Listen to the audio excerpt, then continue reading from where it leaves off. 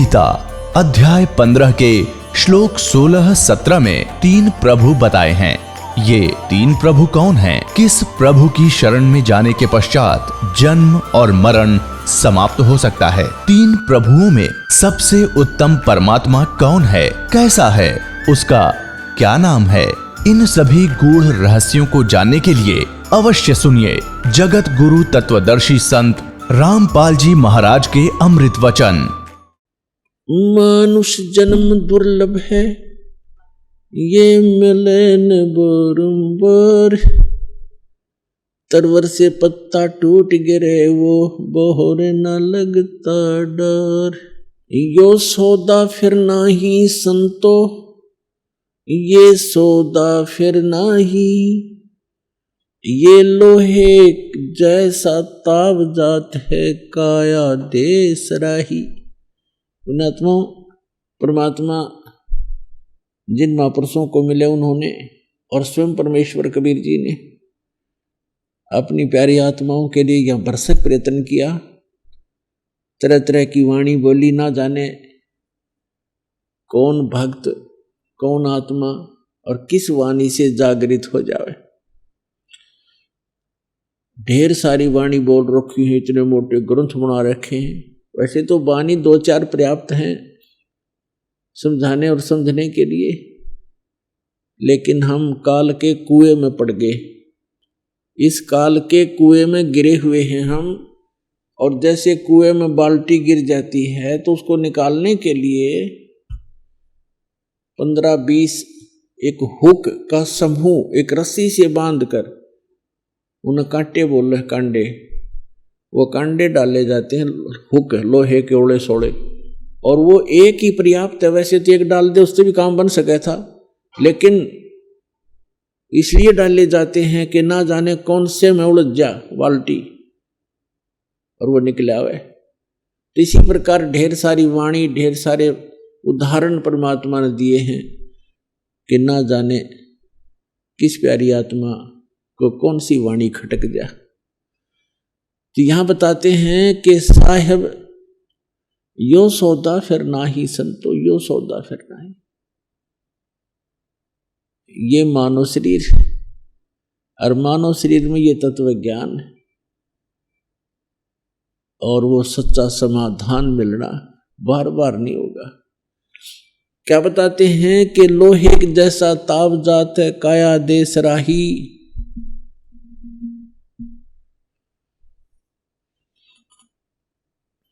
अब जैसे सौदा किसे कहते हैं? अब जैसे लोहे को गर्म किया जाता है ऐरण में, और कारीगर लोहार तुरंत उसको निकालता है और उसमें तुरंत ही चोटें मारता है, जल्दी जल्दी। गरम गरम पे चोट लग गई तो वो वस्तु बन जाएगी, उपकरण बन जाएगा जो वो बनाने के लिए प्रयत्न कर रहा है। और जरा सा भी वो ठंडा हो जाए लोहा, फिर चाहे सारे गणने कूट ले, उस तय कोई यूज नहीं होगा, उस चोट का भी कोई फायदा नहीं। तो ये जब तक आपका मानव शरीर है, ये लोहा गर्म है आपका, और इसके ऊपर ये तत्व ज्ञान और राम नाम की चोट लग गई, तो इससे जो तुम बनाना चाहते हो बना सकते हो, मोक्ष प्राप्ति कर सकते हो। और एक बार ये लोहा ठंडा हो गया या मृत्यु होगी, फिर बांगे टेढ़े में डेमू लगेंगे कुत्ते गधे सुअर के, फिर इसका कोई यूज नहीं। तो यहां कहते हैं लोहे जैसा ताव जात है, काया देश राही। और 3 लोक और भवन चतुर्दश सब जग सौदे आही। दुगने तिगने किए चौगने, किन्हू मूल गवाही। अब जैसे कोई व्यक्ति 1 लाख रुपया लेकर के दूसरे शहर में चला गया 1000-2000 किलोमीटर दूरी पर, और वहां उसने उसी पूंजी से अपना निर्वाह भी करना है और आगे बिजनेस भी करना है। बिजनेस पॉइंट ऑफ व्यू से वो लग गया है, तो वहां किसी होटल में कमरा किराए पर लिया, वहां बिजनेस शुरू किया। तो उसने जिसने बिजनेस किया, जिस उद्देश्य से पूंजी लेकर गया था, उसने वो प्रारंभ कर दिया तो बढ़िया। उसके दुगने तिगने चौगने बना करके अपने स्वदेश लौटेगा। और जो व्यक्ति पूंजी लेकर गया है लाख रुपए, उसी से गुट्टी लगाता है, शराब पीता है, बढ़िया खाना खाता है, और जो उद्देश्य लेकर गया था उसको कर नहीं रहा है, उसी से खा पी रहा है, मौज मार रहा है, सिनेमा देख रहा है, ठाठ कर रहा है, तो अंत में वह पूंजी क्षीण हो जाएगी, नष्ट हो जाएगी, और फिर वो मुंह लटका कर अपने घर आएगा, कर्जवान हो जाएगा, उसके ऊपर बहुत सा कर्जा होगा और अन्य के किसी के नौकर लगेगा, वो सेठ नहीं रहेगा। तो इसी प्रकार ये मनुष्य जीवन की पूंजी, श्वास उश्वास की पूंजी, मनुष्य जीवन का जो धन आपको प्राप्त है, इस धन से जो सौदा कर रहे हैं, बिजनेस कर रहे हैं, सत भक्ति कर रहे हैं, वो तो दुगने तगने चौगने बना लेंगे इस पूंजी का। और अन्य जो साधना गलत कर रहे हैं, गलत गुरुओं को के फंसे हुए हैं, या साधना बिल्कुल ही नहीं करते, वो अपने मूल धन को नाश कर रहे हैं, उस मूल धन को नष्ट कर रहे हैं। तो यहाँ बताते हैं कि 3 लोक और भवन चतुर्दश सब जग सौदे आही, और दुगने तिगने और चौगने, और किन्हु मूल गवाई, दुगने तुगने किए चौगने, और किसी ने मूल गवाई, मूल माने मूल धन, वह मूल पूंजी का भी नाश कर दिया। और जिन्होंने दुगने तुगने चौगने कर लिए, धन्य है वो भक्त। तो यहां याद दिलाते हैं कि यो सौदा फिर ना ही संतो, ये मनुष्य जीवन प्राप्ति हो, और राम नाम का सौदा जो कर लेगा उसको दुगने तुगने चौगने हो जाएंगे। तो आप जी जो सत साधना कर रहे हो, इससे दुगने तिगने चौगने होंगे। अब क्या बताते हैं, जिन हर जैसा सुमरिया, ताको तैसा लाभ, ओसा प्यास न भाग ही, जब तक दसे न आब। जैसे हम पहले पूजा करते थे, हनुमान का व्रत रखते, सारे दिन तो भूखा मरते, 2 बजे पाछा रोटी खाते, शाम न 100 रुपये की बूंदी बांट देते, बस हो गया धर्म। परमात्मा कहते हैं जिन हर जैसा सुमरिया, और ताको तैसा लाभ, ओसा प्यास नहीं भाग ही, जब लग दसे नहीं आप। ओस के चाटने से प्यास समाप्त नहीं हो सकती। प्यास समाप्ति के लिए 2-3 गिलास गट गट पीने पड़ेंगे, तब तृप्ति होगी। तो जो साधना हम करते थे, कहीं तीर्थ पर चले गए, नारियल फोड़ दिया, नारियल डाल दिया, लाल लंगोटा चढ़ा दिया, एक कपड़ा चढ़ा दिया, ये तो ओस चाट रहे थे हम। ओस चाटने से आत्मा की तृप्ति नहीं हो सकती। जब लग दसे नहीं आब माने जल, 2 गिलास गट गट नहीं पीवे, कैसे तृप्ति हो सकती है। तो अब आप वो लोटे गिलास के गिलास पी रहे हो, और पहले ओस चाटते फिरते थे हम। तो यहां कहते हैं जिन हर जैसा सुमरिया, अर्ता को तैसा लाभ, ओसा प्यास न भाग ही, जब तक दसे नहीं आप। फिर क्या बताते हैं, जो जन जाकी शरण बसे, ताको ताकी लाज, जल सू ही मछली चढ़ जा, ये बह जाते गजराज। अपने आत्मा जैसे कई भक्त कहते हैं, मैं भी वहां भक्ति करता हूं, क्योंकि प्रारंभ में जब दास ये ज्ञान सुनाने लगा तो बहुत से भक्त भी कुछ अपना अनुभव बता देते थे, मुझे ऐसे लाभ हो गया, मुझे ऐसे लाभ हो गया, मैं ये माता की पूजा करता हूँ, हनुमान जी की पूजा करता हूँ, मैं गणेश जी की करता हूँ। तो यहाँ परमात्मा कहते हैं जो जन जाकी शरण है, अर्ता को ताकी लाज, और जल सू ही मछली चढ़ जा, वहां बह जाते गजराज। जैसे ऊपर से कोई झरना बह रहा हो, कोई डाउनफॉल है, जल बह रहा दरिया का, तो वो इतना भयंकर फ्लो होता है जबरदस्त, उसके सामने बड़े बड़े हाथी, गजराज, हाथियों का भी राजा, यानी ताकतवर हाथी भी खड़ा हो उसको बाहर ले जाता है वो। और मछली एक छोटी सी होती है और वो उसके अपस्ट्रीम में चढ़ जाती है, उसको ऊपरले हिस्से में पहुंच जाती है नीचे से, और कितना जबरदस्त फ्लो होता है, वो उसको बहाता नहीं। क्यों? क्योंकि मछली उसके अनुकूल है। मछली का जल से विशेष प्रेम है, विशेष लगाव है, वो उसके बिना रह नहीं सकती। तो जल ने उसको इतनी सुविधा दे दी कि तू कितने घूम फिर। तो यहां उदाहरण दे रहे हैं परमात्मा, जो जन जाकी शरण बसै ताको ताकी लाज, और जल सु ही मछली चढ़ जा और वह जाते गजराज।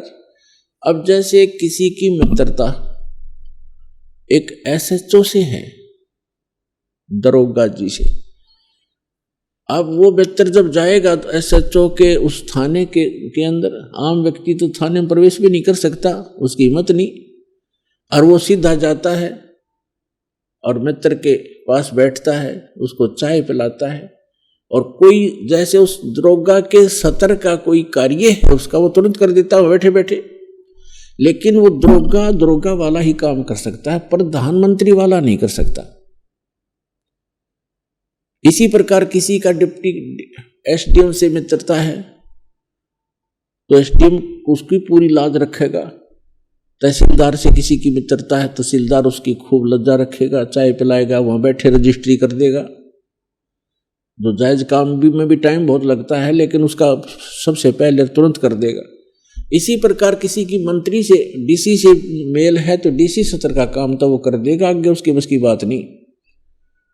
तो यहां परमात्मा कहते हैं जो जन जाकी शरण बसे, जैसे कोई गणेश जी की पूजा करता है, गणेश जी अपने सत्र का कोई राहत दे सकता है, लेकिन ना मोक्ष गणेश जी का और ना ही साधक का। ऐसे विष्णु जी और ब्रह्मा जी, शंकर जी, इनकी जो पूजा करते हैं तो ये अपने सत्र का लाभ दे सकते हैं, लेकिन मोक्ष किसी का नहीं। 84 लाख योनियां सबकी विद्यमान है। तो जो जाकी सरना बसे ताको ताकी लाज, जल सुही मछली चढ़ जा वह जाते गजराज। इसी प्रकार हम परम अक्षर ब्रह्म की भक्ति करेंगे तो उसमें सारी नीचे वाली तो सारे सुख मिलेंगे। प्रधानमंत्री का जो साथी है, मित्र है, उसको मुख्यमंत्री सत्र का भी लाभ मिलेगा। उसको पता लग गया कि ये प्रधानमंत्री का मित्र है तो फटाफट सारे काम करेगा, और नीचे से लेकर वो सारा ही लाभ मिलेगा। एक साधे सब सधे, सब साधे सब जावे, माली सींच मूल को फले फले गए।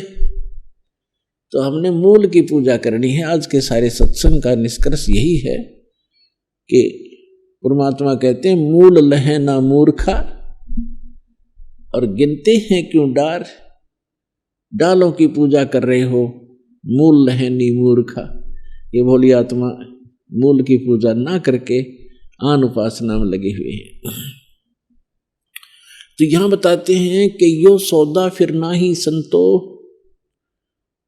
यो सौदा फिर ना ही, लोहे जैसा ताव जात है काया देश राही। 3 लोक और भवन चतुर्दश सब जग सौदे आही, और दुगने तिगने किए चौगने किन्हु मूल गवाई। तो पुण्यात्मा सौभाग्य आपका, इस बात को कहते ना पल्ला गांठ लगा लो, दृढ़ निश्चय कर लो। ये समय बार बार नहीं मिलेगा, इसमें करो, दिन रात कुछ करके दिखाओ। संसार को भूल जाओ, संसार आपका नहीं है। परंपराएं जो हमने बढ़ा रखी इनको कम कर लो। ब्याह शादी के अंदर बकवाद नहीं चलेगी। आगे फिर ये देना है वो लेना है और पता नहीं कितने जुगाड़ हमने अड़ा रखे, ये नहीं चलेगी, क्योंकि हम भक्त हैं। विद्यार्थी वाले काम करेगा, पाली वाले करेगा तो विद्यार्थी नहीं रहेगा। तो आप विद्यार्थी हो, आप यात्री हो, परमात्मा के सफर में चल रहे हो। और यात्री यदि मूर्ख होगा जो 5-6 झोले थैले सिर पर रखकर चलने की कोशिश करेगा, वो महामूर्ख होगा, वो यात्रा नहीं करना चाहता, उन्हीं में दब के मरा रहेगा। तो हमने अपने रीति रिवाजों को हल्का करना है, अपने सिर के कर्जों को कम करना है, दहेजवादी लेन देन, बड़ी कोठियां बनाने से परहेज करना है, तब हम इस सफर में हल्का वजन लेकर चल सकेंगे और मोक्ष करा लेंगे। इसके लिए बहुत सी मर्यादा जो बनाई हैं उनका पालन करो। ये आपके हित के लिए है, समाज की तरफ नहीं देखना हमने। समाज की तरफ अगर देखेंगे तो हम भक्ति पर नहीं चल पाएंगे।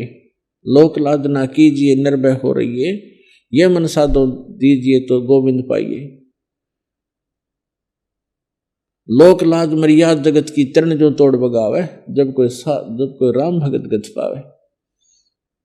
तो लोक लाज हमारे साथ नहीं आए, काम नहीं आएगी।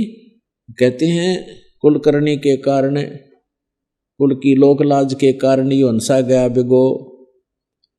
और तब ये कुल के कर लेगा जब तू चार पाएगा हो, गधा बन के खड़ा हो जाएगा, तब ये कुल की लाज के काम आई तेरा।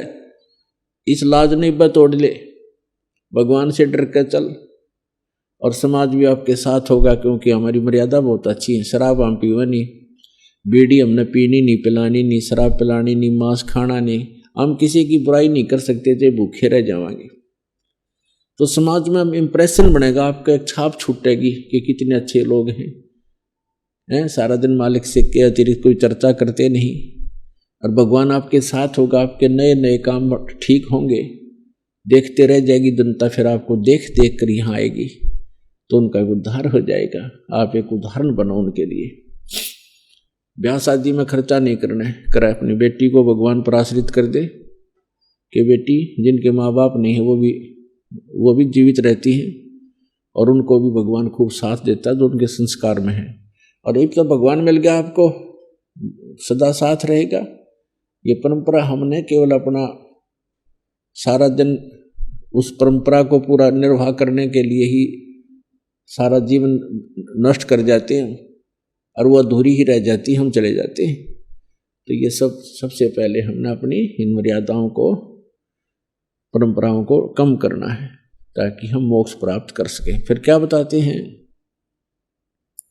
कि दोगुने तगने किए चौगने। अब दगने तुगने तगने चौगने करने का टाइम है। दान करे, जोत चढ़ावे, धर्म तो दसके नहीं दसके तीनों लोग, और खैरायत में खैर है कीजे आत्म भोग। द्रौपदी सुता को दिन ने लीर जाके अंत बुढ़ाए चीर। अब जैसे द्रौपदी राजा की लड़की थी, आस्था भगवान में होती है, पुण्यात्मा से कहीं जन्म हो, गरीब को हो चाहे अमीर को के जन्म लेवे, उसकी आस्था भगवान से टूटती नहीं। उसके पिता ने गंगा दरिया के किनारे एक घाट बना रखा था, लेडीज घाट। वहां पर राजा के ही परिवार और उसकी सहेलियां ही जाया करती थी। उसके आसपास कोई नर का जाना अलाउड नहीं था 1-2 किलोमीटर तक, ऐसा प्रोहिबिटेड क्षेत्र था। अब परमात्मा की दया हुई, एक अंधा महात्मा गलती से उस सुबह सुबह उस घाट से 50-100 फुट की दूरी पर, और जिधर से पानी बह रहा था डाउन स्ट्रीम में, घाट से पानी जिधर बह के जा रहा था उसके नीचे की तरफ स्नान करने के लिए दरिया में प्रवेश हो गया।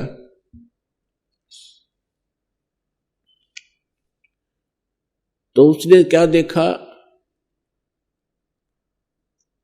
अब वो स्नान करने लग गया, उसके पास कोई और कपड़ा नहीं था, एक ही लंगोट बांध रखा था उसने पर्दे पे, कोपीन। उसने सोचा था कि अब मुंह अंधेरा है, नहा के निकल आऊंगा और फिर चला जाऊंगा अपने जंगल में जहां वो रहता था, भक्ति करता था। जो ही वो जल में प्रवेश हुआ और हाथ से मलमल कर नहाने लगा, उसकी लंगोटी टूट गई। जो कपड़ा बांध रखा था पर्दे पे वो टूट गया। उधर से क्या हुआ, लड़कियां स्नान करने के लिए द्रौपदी के साथ हजारों की संख्या में उसकी सहेलियां आ रही थी। दूर से आवाज आने लगी, लेडीज की आपस में बोलती हुई आ रही थी बहनें। तो संत ने सोचा गलत आ गया तू, यहां तो कोई लेडीज घाट है और यहां तो आना भी अलाउड नहीं था भाई, आंखों की कमी, भगवान ने बचा होगा, गलती तो बन गई। और उधर से नंगा हो गया क्योंकि कोपिन टूट गई, लंगोट रहा नहीं तन पे, और गहरा चला गया, इतने पानी में चला गया और ऐसे ऐसे हाथ मारने लगा। सोचा कि कोई कपड़ा आ जाए फटा पुराना किसी का बहता हुआ, मैं उसको लपेटूं और यहां से निकल जाऊं। अब वो लेडीज लड़कियां आई, घाट के पास आकर के नहाने के लिए तैयार हुई। द्रौपदी ने देखा कि एक साधु भक्त गंगा में स्नान कर रहा है। कहते हैं भक्त जो होते हैं, साधु संत का दर्शन, भगत का दर्शन करते ही गदगद हो जाते हैं। साधु दर्शन राम का मुख पर बसे सुहाग, और दर्श उन्हीं को होत हैं जिनके पूर्ण भाग। संत भक्त का मिलना बहुत पुण्यकर्मी प्राणी को ही होता है। जैसे यहां से दीक्षित कोई भक्त है, वो भी एक संत है, और वो किसी भाई बहन को जाकर बताता है तो सौभाग्य उसका, उसको उससे मिलन हुआ उस दिन, क्योंकि पुण्यकर्मी प्राणी को ही ऐसे भक्त मिला करते हैं जो ये सच्चा संदेश भगवान का लेकर पहुंचते हैं। तो ऐसे सौभाग्य होते उस प्राणियों के जिनको ऐसे संत भक्त मिलते। साधु दर्शन राम का मुख पर बसे सुहाग, और दर्श उन्हीं को होते हैं जिनके पूर्ण भाग। कबीरा दर्शन संत का परमात्मा आवे याद, और लेखे में वो है घड़ी, बाकी का समय व्यर्थ बाद। तो द्रौपदी ने सोचा महाराज जी नहा रहे हैं, हम भी नहा लेते हैं, पहले स्नान कर लूं, स्नान करके फिर महाराज जी से चर्चा करेंगे भगवान की, उनसे कहानी कथा पूछेंगे, वृक्ष के नीचे बैठाएंगे। तो वो नहाने लगी, आध पौन घंटा नहान धोने में लग गया सारिया ने। नहा के जब द्रौपदी बाहर आई, पुरानी कपड़े बदले, नई साड़ी बांध ली उसने, अपनी नई साड़ी। तो उसने देखा महात्मा गया कि यही है। महात्मा नहा नहीं रहा था, ऐसे हाथ मार रहा था।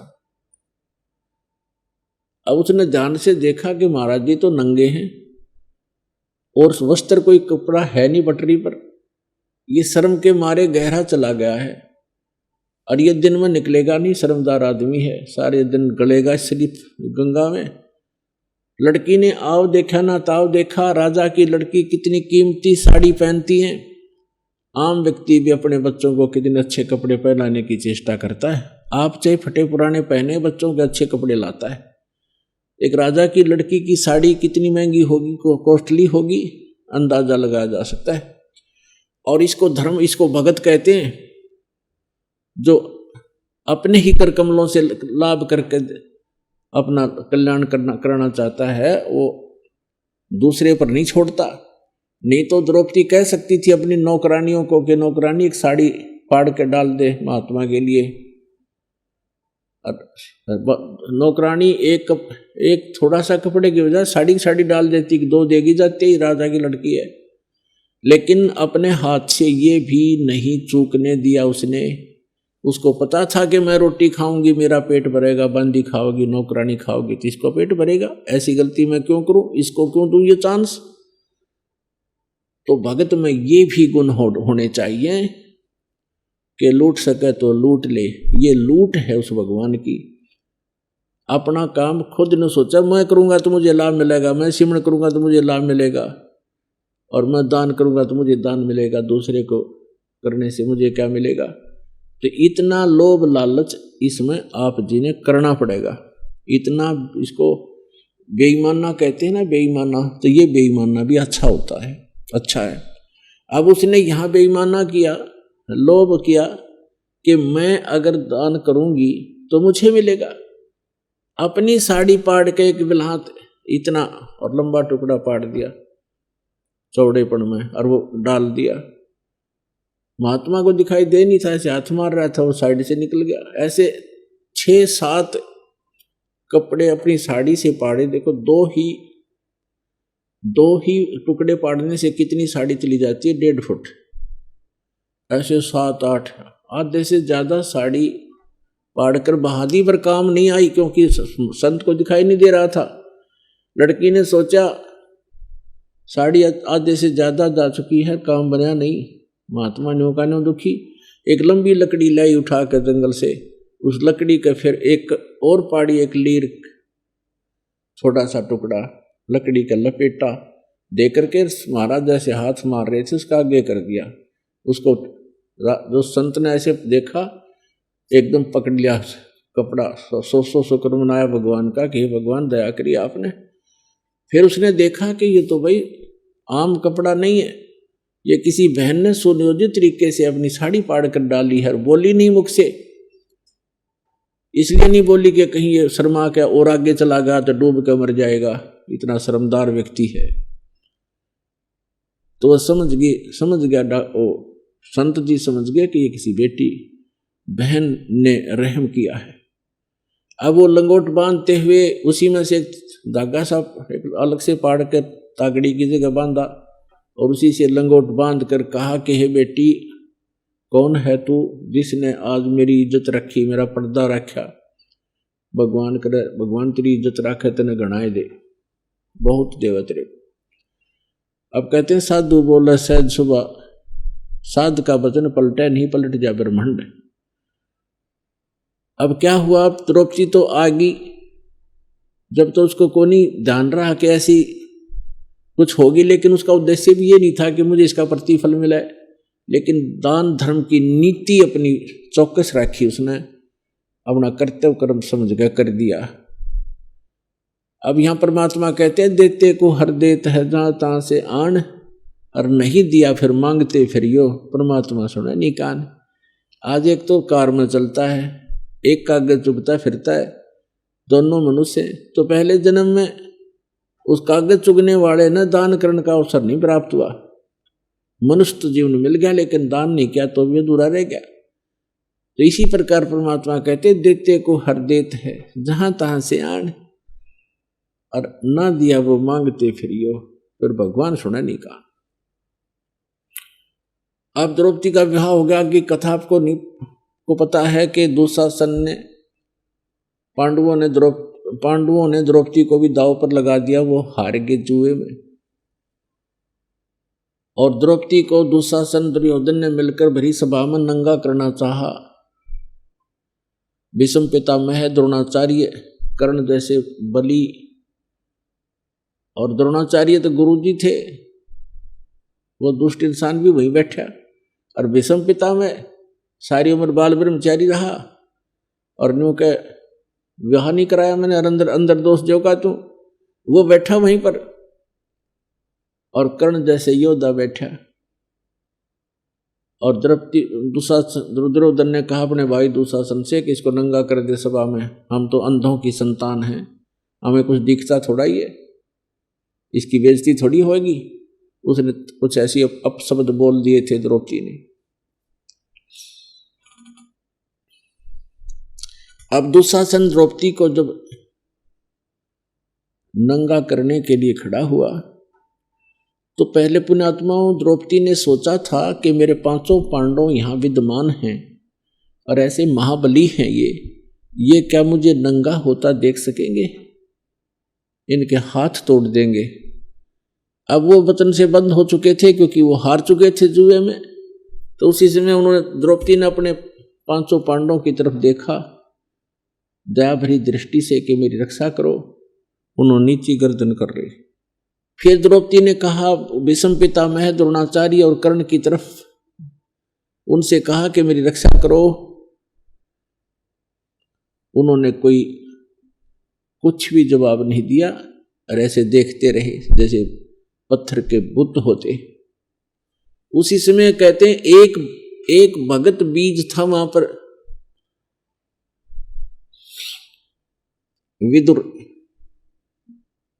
विदुर खड़ा हुआ और कहने लगा रे दुशासन, कुछ शर्म करो, कौरव और पांडव चाचा ताऊ के हो तुम। आज आप अपनी बहू की बेइज्जती कर रहे हो, पांडव की नहीं, ये कौरव की भी साथ हो रही है। लोग ये कहेंगे कि वो खुद उन्होंने अपनी इज्जत आप उतारी है, कुछ शर्म करो। विदुर कहे ये बंधु थारा, ये आपका भाईचारा है। विदुर कहे ये बंधु थारा, एक कुल एक परिवारा। विदुर के मुख पर लगा थपेड़ा, तू तो है पांडवों का चेहरा। दुशासन ने अपने चाचा के थप्पड़ मारा मुंह पे और कहा कि तू तो इनका चमचा है, पांडवों की ओर ही बोलता है हमेशा। कहते हैं, और वो क्या कह रहा था कि विदुर कहे ये बंधु थारा, एक के कुल एक के परिवार, किसकी बेइज्जती करते हो मूर्खो तुम, कुछ तो अकल से काम लो। कहते हैं विदुर के मुख पर लगा थपेड़ा, और तू तो है पांडवों का चेहरा, तू तो है बंदी का जाया, तेरी तो हीन भावना है, तू तो दासी से उत्पन्न हुआ है, इसलिए तू सूरवीर नहीं है, ऐसी ओछी बातें करता रहता है। तू तो है बंदी का जाया, विषम द्रोण और कर्ण मुस्काया। पुण्यात्माओं देखो हम कितनी अच्छी पंचायत मानते थे उन महापुरुषों की, जिसके महाभारत के गीत गा गा के हम अपना टाइम पास किया करते थे। अब इतने बड़े पंचायती भीष्म पितामह है, द्रोणाचार्य यानी गुरु, और कर्ण, ये तीनों एक नंबर के योद्धा थे। इनमें से एक भी खड़ा होकर दुशासन को कह देता खबरदार जात लगा था। हिम्मत नहीं थी पांडवों कौरवों की उनके साथ युद्ध करने की, उनको मालूम था युद्ध मस्तार देंगे, तुम्हारा यहाँ सत्यानाश कर देंगे। लेकिन उस ऐसी मलिनता छा गई उनके दुर्भाग्य उन लोगों का, अब लड़की को नंगा कर रहे हैं सभा में, और वो किस लिए बैठे हैं, 1.5 आदमी, भीष्म पितामह, द्रोणाचार्य और कर्ण, किस लिए बैठे थे कि नंगी देखांगे इसने, और वहां सूरवीर आचार्य भीष्म पितामह ब्रह्मचारी, खाक ब्रह्मचारी था वो, या तो उठ के चला जाना चाहिए था, नहीं खड़ा होकर कह देना चाहिए था खबरदार ऐसी गलती नहीं करते, सारी बात होली तुम्हारी। यह कहते हैं विदुर, दुशासन कहता है कि तू तो है बांदी का जाया, तू तो बांदी से पैदा हुआ है, नौकरानी से, तेरे तो अच्छे विचार ही होते हैं। विषम द्रोण और कर्ण मुस्काया, वो तीनों हंसे। ये कहना चाहिए था तुम अपने चाचा हाथ उठा दिया, ना अलग तेन शर्म नहीं आई, और दांदरे का डन लाग गए। तो यहाँ गरीबदास साहिब जी ने, कबीर साहब ने सूक्ष्म वेद में कहा है कि द्रौपदी चीर हरण में कहीं न आडी तिथि, अर्थात उन तीनों पर महाभारत में ऐसी बीती, बक्कल उतरा तीनों का महाभारत के अंदर। वो इतना पाप लगा उनको सभा के अंदर, अधिकारी होते हुए नहीं कुछ कहा, तो महाभारत में आपको पता है उनकी कैसे मृत्यु हुई, तीनों की तीरों से छरनी हो गए थे। तो पुण्यात्माओं, जब तक हम संसार से अपना हित चाहते हैं या कोई लाभ चाहते हैं भगवान को छोड़कर भगत होकर, तो तब तक भगवान मदद करता नहीं। जब तक द्रौपदी ने, क्योंकि श्री कृष्ण जी जो है पांडवों का गुरु था, गुरु जी थे इनके, और परमात्मा जो पूर्ण ब्रह्म है वो पूर्व जन्म के संस्कारों से, आपने गीता अध्याय नंबर 15 के श्लोक नंबर 17 में स्पष्ट पढ़ ही लिया है कि यह जो तीनों लोकों में प्रवेश करके सबका धारण पोषण करता वही है, जिसका जैसा संस्कार है वो देता भी वही है। बहाना वो स्वयं अपने सिर पे नहीं लेता, कहते करे करा वैसा ही मन में लहर उठा, और दादू सिर दर्जीव का वो आ बगल हो जाए, किसी को बहाना कर देता है। अब कहते श्री कृष्ण तो अपनी पत्नी रुक्मणी के साथ वहां महल में शतरंज खेल रहा था उस समय, जिस समय द्रौपदी के साथ घटना घटने लग रही थी, उसको तो पता नहीं कहाँ क्या हो रहा है। तो जो ही जब उसने देखा ना पांडव कुछ कर पा रहे हैं, ना भीष्म पितामह द्रोणाचार्य इनको सुन नहीं रहे हैं, सब रास्ते बंद हो गए, तब भगवान याद किया उसने एकाएक की आत्मा और परमात्मा का साथ है। जब सबसे हटकर आत्मा से जुड़ती है तो मालिक साथ हो जाता है। जो ही उसने पुकारा हृदय से, तो यहाँ का किया हुआ जो पुण्य आपका होता है हृदयांतःकरण में आपके डिपॉजिट है, एक कॉपी उसकी खजाने में धर्मराज के पास है। जो इसने पुकारा तो वहां जाकर के वही फाइल खुल गई तुरंत, और धर्मराज एकदम चिंतित हुआ कि किसके ऊपर पुकार आई, देखूं तो उसका कोई संस्कार है तो उसको रक्षा करवाऊं किसी से। तो उसने जो ही देखा तो उसका देखा कि उसने तो ऐसा दान कर रखा है एक संत को, इसके बदले में तो ढेर लगाया जा सकता है। तो उसी समय वहां से रिफ्लेक्ट हुआ वो पुण्य जो किया हुआ था, यहाँ किया, वहां जमा हुआ, और यहाँ से पुकार हुई, वहां से वो चला तो वहां से रिफ्लेक्ट हुआ। श्री कृष्ण जी उस समय उनके गुरु थे। श्री कृष्ण ने जाकर अटैक किया उसने, और वो ऐसे शतरंज खेलने के लिए ऐसे पासे डाले थे श्री कृष्ण जी ने, और पासे डालकर न्यू बोलिया कर आदमी 12 कच्चे 12 पक्के 18, जैसे भी ये शब्द बोलने थे, ऐसे पासे डालकर ऐसे कर लिया और कहा अनंत अनंत अनंत। अब कृष्ण नहीं, कृष्ण के अंदर उस परमात्मा ने रिमोट से माल भेज दिया, वहां से कृष्ण आया, कृष्ण गए जो गुरु था, और वहां से फिर परमात्मा सुख स्वरूप धारण करके वहां पहुंच गए, द्रौपदी के सर के ऊपर बैठ के जाकर। अब रुक्मणी कर पकड़ा मुस्काया, रुक्मणी कर पकड़ा मुस्काई। जब वो अनंत अनंत अनंत कर रहा था, नुआ कट रहा जैसे भूत आ जा रहा किसी में, तब रुक्मणी ने हाथ पकड़ लिया, हंसन लगी कि पोबारत ना बोले न कच्चे 18 बोले, कुछ बोले नहीं, हाथ पासे डालकर ये अनंत क्या कर रहा है, हार गया ना। तब वो कहते हैं कि दुशासन ने द्रौपदी पकड़ी और हमारी भगत सकल में सिकरी। परमात्मा बुला रहे हैं वहां रिमोट से श्री कृष्ण को कि हमारी भगत दुशासन ने द्रौपदी पकड़ी और हमारी भगत सकल में सिखरी, सबसे ऊपर है हमारा भक्त, और जो मेरी भगत पे छोड़ी हुई तो हमारा नाम न ले वह कोई। अब तंदे ही से पासा डारी, वो तो वहां खेलने लग गया, फिर भूल भाल गया और पहुंचे सूक्ष्म रूप मुरारी को। पूर्ण परमात्मा कबीर साहब वहां पहुंचे, परम अक्षर ब्रह्म जो तीनों लोकों में प्रवेश करके सबका धारण पोषण करता है। पहुंचे सूक्ष्म रूप मुरारी, अब खेचत खेचत खेच का शीशा सिर पर बैठे हैं जगदीशा। द्रौप सुता के चीर बढ़ाए शंख शंखों पार नहीं पाए, द्रौप सुता को दीने लीर जाके अंत बढ़ाए चीर। दुशासन थक गया, ढेर लग गया, बहन को नंगा नहीं होने दिया भगवान ने।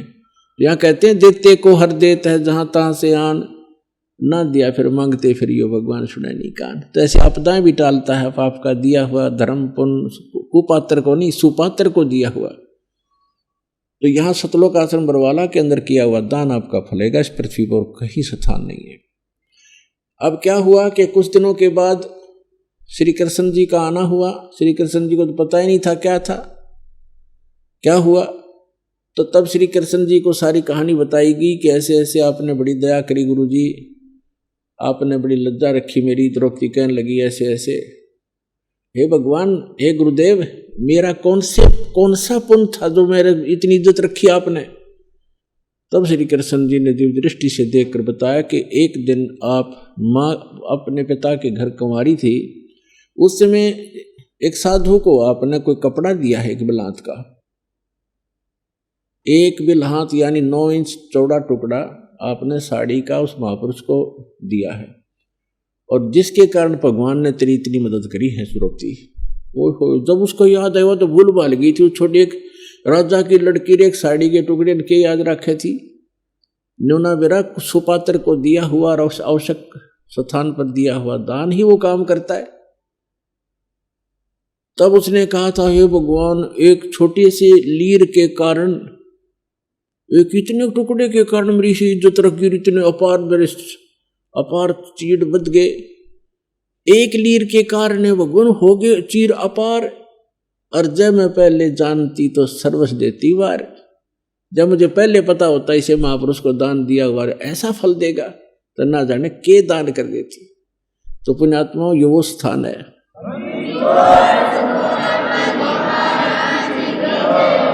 तो आज के दिन ये स्थान है जो शास्त्र अनुकूल साधना और यहाँ किया हुआ दान आपका अनंत गुना बढ़ेगा, आप पर आने वाली आपदाओं भी टालेगा और आपका मोक्ष भी करेगा। बोलो सतगुरुदेव की।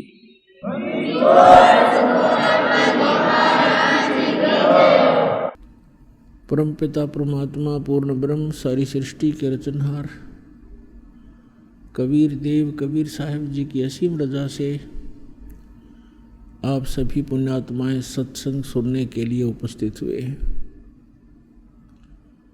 सौभाग्य है उन प्राणियों का जिनको मानव शरीर प्राप्त है। ऐसे समय में उनसे भी अच्छी किस्मत उन पुण्यात्माओं की है जिनकी भगवान में रुचि है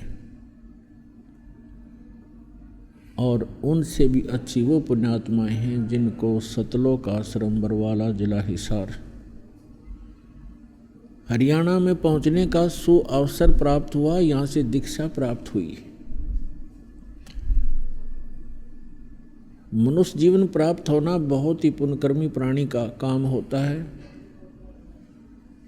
और मानव शरीर प्राप्त प्राणी परमात्मा की तरफ रखता है, वो उससे भी अच्छी किस्मत है, उससे भी पुण्यकर्मी है। और जिनको सतगुरु मिल जाते हैं, इस मानव शरीर के अंदर सत्साधना मिल जाती है, तो उनकी किस्मत का कोई अंदाज़ा नहीं, वो कितनी पुण्य कर्म रखते हैं। जैसे इंग्लिश के अंदर गुड बेटर बेस्ट जो होता है, तो गुड तो वो है जिनको मानव शरीर प्राप्त है, और बेटर वो हैं जो भगवान के लिए भटक रहे हैं, क्योंकि भटकने से कहीं ना कहीं परमात्मा का अवश्य रास्ता मिल ही जाता है। और तीसरे बेस्ट वो है जिनको भगवान का सही मार्ग मिल गया। तो तीसरी प्रकार के पुण्यकर्मी प्राणी आप हो, जो सतलोक आश्रम बरवाला इस जिला हिसार हरियाणा से इस दास से दीक्षित हो चुके हो। आपको अपनी, क्योंकि लाल को अपनी कीमत का पता नहीं होता, जौहरी जानता है, तो ये दास जौहरी है, ये पारखू बना दिया परमेश्वर ने। और आप उस परमात्मा के हीरे मोती लाल हो, आपको परख रहा है आप कितनी कीमत रखते हो। पुण्यात्माओं, परमात्मा को दयालु कहते हैं, दया का सागर है वो, सचमुच दया का सागर है। हमने जो सतलोक में भारी गलती की थी, अपने पिता को छोड़कर हम इस काल दुष्ट के साथ आस्था बना बैठे थे, हम पतिव्रता पद से गिर गए थे। ऐसा जुल्म किया हमने, और फिर भी हमारे दुख को देखकर वो रह नहीं सकते, हमारे लिए यहाँ भटकते हैं, किसी की गाली खाते हैं, किसी के पत्थर खाते हैं। और आप तक काल ने ऐसी बाढ़ बना दी, भगवान को भी पहुँचने में कठिनाई हो रही है।